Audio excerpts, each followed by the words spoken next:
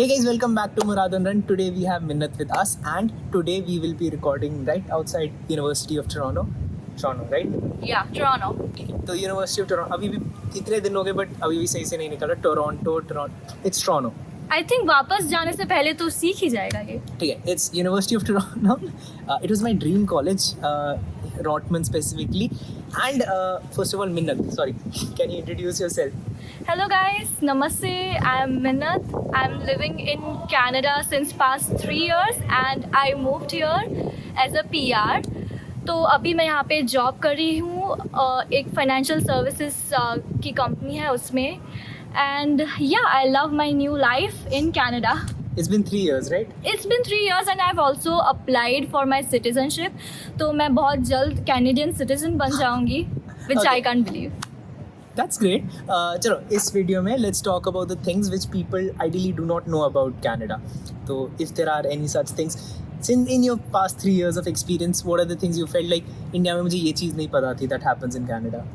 So जैसे मैं यहाँ पे जब आई थी आई थॉट कि हेल्थ केयर फ्री है कनाडा में. यहाँ आने के बाद पता चला कि भाई पूरा सीन ये नहीं है. यहाँ पे जैसे मेडिसिन्स है उसके पैसे आपको देने पड़ते हैं and then dental also is very expensive. You have to pay for your dental? Yes, you have to pay. Have you, God forbid, been in a place where you had to go to hospital?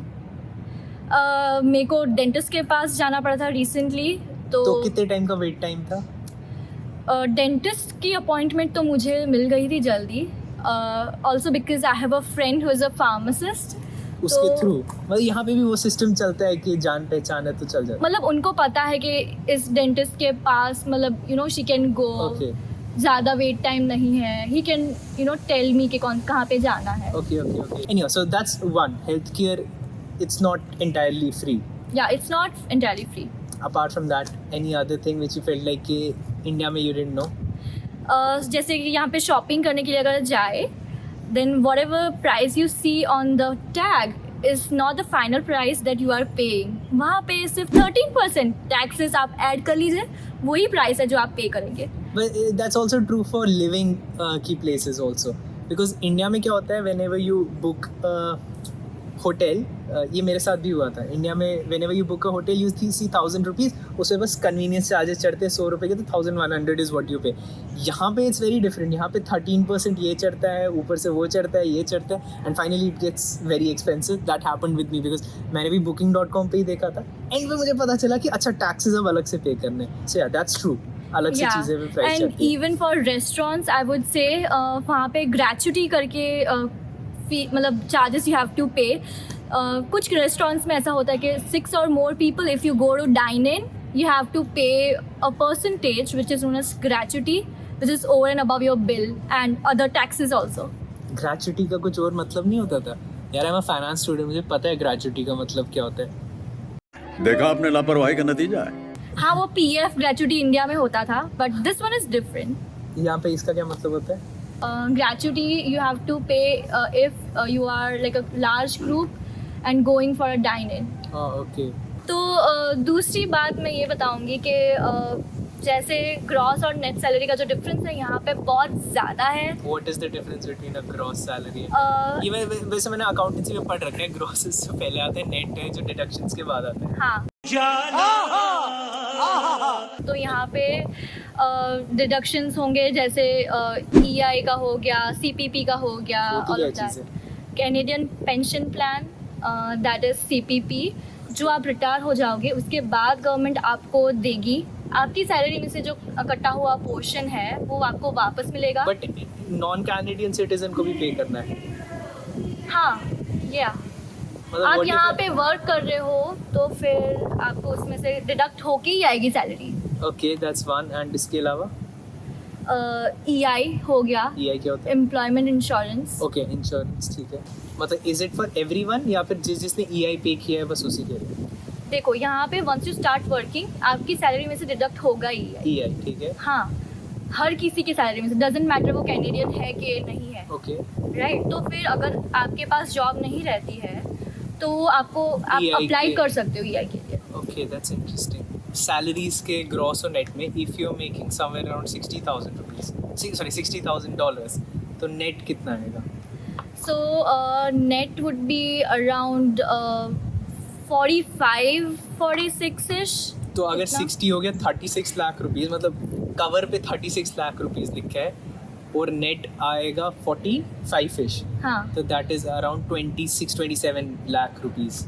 या बाकी tax wax cut के या आएगा। या तो ठीक है, net account में टैक्स CPP सब कुछ डिडक्ट Yeah, करके yeah. You get 27 lakh rupees. उसके बाद और क्या क्या खर्चे होंगे? जैसे कि सबसे बड़ा खर्चा यहाँ पे है रेंट। कितना?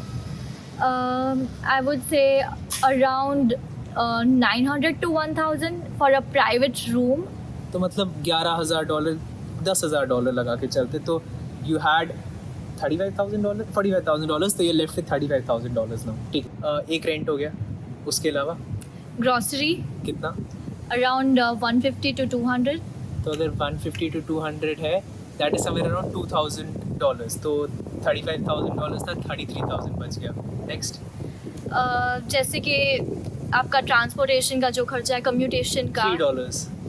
या that's for public transport. Okay, so Toronto में क्या चीज़ है? $3 हर एक चीज़ का, मतलब अगर कहीं से कहीं भी जाना है तो $3 लगता है। तो बट मंथली क्या चार्ज रहेगा? मंथली पासेस भी मिलते हैं उसके, तो अराउंड 100 to 120। मतलब लगा के चलो तो $1,500। तो हम लोग थे $33,000 के पास, तो उसमें से 1,500 और कट जाएंगे। नेक्स्ट इज फोन बिल, कितनी? $60 to $70। तो 60 to 70 अगेन 1,000 हो गया महीने Yeah. साल का। या वो भी एक्चुअली कट जाएगा। डिपेंड्स ऑन कि आपका जो कौन सा? सर्विस प्रोवाइडर है, कैरियर है मोबाइल का, कौन सा है। उसके अलावा उसके अलावा आई वुड से इंटरनेट ओके, इंटरनेट का कितना? 50 to 60। अगेन 1,000 के करीब पहुंच जाएगा। 60 हो गया 600 एंड $720, ठीक है, 1,000 के करीब लगा लेते हैं। ठीक है, उसके अलावा उसके अलावा हाइड्रो यानी कि इलेक्ट्रिसिटी का जो बिल है वो कितना? 50 to 60 अगेन। ठीक है, तो मान के ये सारा मैथ्स का कैलकुलेशन आ रहा है वो फाइनल बैठेगा। और कोई खर्चा? शॉपिंग, ईटिंग आउट, वो सारा हो जाएगा। So ideally a person would be saving somewhere around $25,000। या तो $25,000 would be around 15 lakh rupees final savings बच जाएगी इंसान के पास। नाइस। तो इसके अलावा what are the other things that you feel like a person should know before coming to Canada? और यहाँ पे बैंकिंग फ्री नहीं है। जैसे इंडिया में हमको आदत होती है बैंक अकाउंट ओपन करो और वहाँ पे फंड्स रखो जिस पे इंटरेस्ट मिलेगा। यहाँ पे you have to pay to bank monthly charges to keep your account with them. कितना? How much you pay? Around $200। 12,000 रुपये just to have a bank account. या इससे अच्छा नहीं मैं इंडियन बैंक अकाउंट यहाँ पे यूज़ कर। इसके अलावा नहीं आते थे। यहाँ पे फ़ोन प्लान्स भी बहुत एक्सपेंसिव है इंडिया से। जैसे इंडिया में तो मोस्टली हम लोग सब प्रीपेड यूज़ करते थे, रिचार्ज करा लो। या बहुत महंगा है, बहुत महंगा। यहाँ पे बहुत ज़्यादा एक्सपेंसिव है फ़ोन प्लान्स। एटलीस्ट $60 to $70 तो है आपके मंथली चार्जेस। ओके, सो मैं जब यहाँ आया आई डिसाइडेड कि मुझे डेटा बहुत ज़्यादा चाहिए बिकॉज इंटरनेट पे ही पूरा दिन काम है। तो आई टुक 20 मैंने उसको बोला सबसे बड़ा पैक कौन सा? उसने बोला सर 20 GB का प्रीपेड में सबसे बड़ा पैक है। तो इसे कितना? उसने बोला $80। 4,500 रुपये से ज़्यादा is what I ended up paying. 4,500 रुपये के करीब is what I ended up paying for 20 GB। India में माई pack would not cross 250 rupees for a month, never. So this is a huge difference. काफ़ी सारी चीज़ें आई फील लाइक यहाँ महंगी है। Any other thing which you feel like बहुत महंगा है? इंश्योरेंस बहुत महंगा है। कार का लो, घर का लो, it's all very expensive. Okay, so insurance कितना अप्रॉक्सीमेटली? सो घर का I would say around 1,200 to 1,200। ये हमारे जो हमारे इनकम थी उसमें से अगेन कम हो जाएगा। एंड गाड़ी का? गाड़ी का भी 300 समथिंग। Okay, 300 per month. हाँ, तो Yeah. 300 गाड़ी का तो मुझे भी पता है 300 पर मंथ है।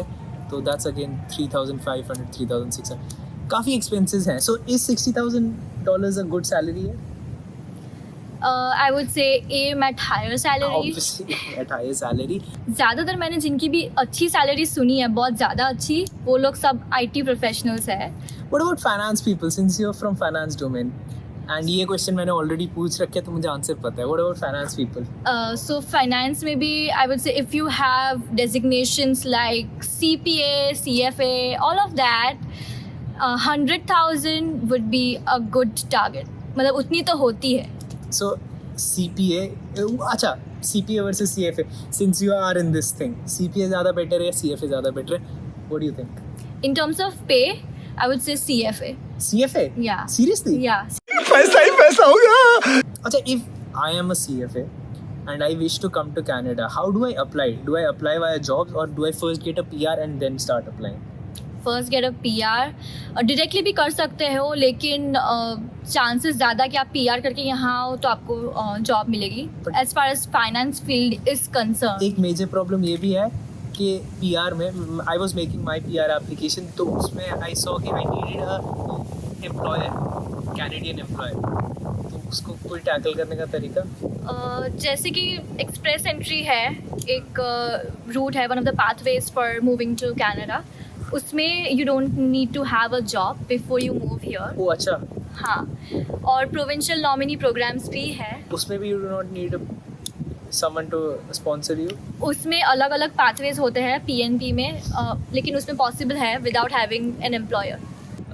एक इंटरेस्टिंग चीज़ मुझे आज पता चली कि honestly I felt like CPAs would be paid higher here, but she's saying CFAs are paid higher, so that's Well, it totally depends on your experience also, but I have seen, like, if you consider a CPA with a CFA who has similar level of experience, CFA की ज़्यादा है salary.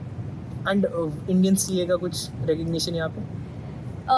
यहाँ पे अगर आप India से CA किया है आपने, you just have to give one exam, जो फाइनल एग्जामिनेशन है वो. टफ होता है क्लियर करना, एनी आइडिया? ओह, अगर आपने इंडिया से CA किया है, ये बहुत इजी होगा आपके लिए. जितनों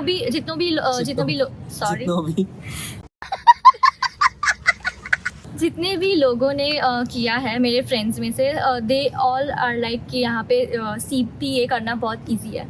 So they ended up clearing CA in yes, India? क्योंकि यहाँ पे रिजल्ट परसेंटेज भी बहुत ज़्यादा है. हाँ, it's around 50%, तो obviously मोर देन दैट. 50% से भी ज़्यादा. Yes. तो CFA की percentage CPA. नहीं, I'm saying CFA की clearing percentage is lower. Yes. That might be one more reason why CFAs की salary can be higher. Yeah. Thank you so much for taking out the time, Minnat. It was really nice talking to you. Same here. Also, you could find her Instagram link यहाँ पे. It would also be in the description. This is her YouTube handle. You could find it here as well. And if you liked this video, probably you should be watching this video. बहुत funny video. You might love this. एकदम मज़ा आ जाएगा. Thank you so much for watching.